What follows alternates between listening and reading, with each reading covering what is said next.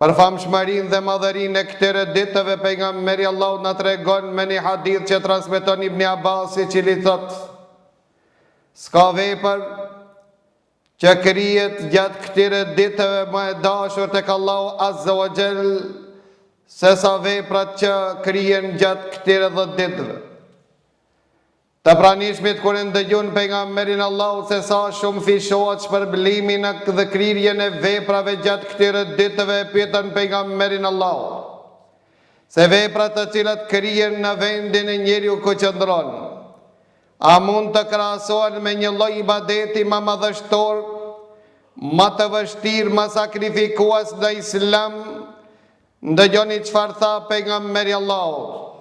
Tani ja Rasulullah, vepra që krijen në vendlindje gjatë këtyre 10 ditëve barazohen dhe me xhihadin në rrugën e Allahut Azza wa Jall. A mund që të i kalojnë dhe xhihadit, sakrificës më të madhe në rrugën e Allahut, tha pejgamberi Allahut.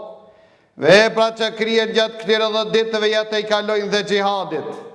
Përpos një njeriu që i cili të i kalon këta, a i cili del prej vendlindjes së tij, a i cili largohen nga familjarët e tij me pasurinë e tij dhe veten e tij dhe bjen shahid dhe nuk kthehet më as me të rob e as me mall, vetëm kia që ja të i kalon dhe ja kalon ibadetit të këtyre 10 ditëve. Pra do lejo të ndëshëm të parë tonë ishin të kujdesshëm që të krinë vepra madhore gjatë këtyre 10 ditëve.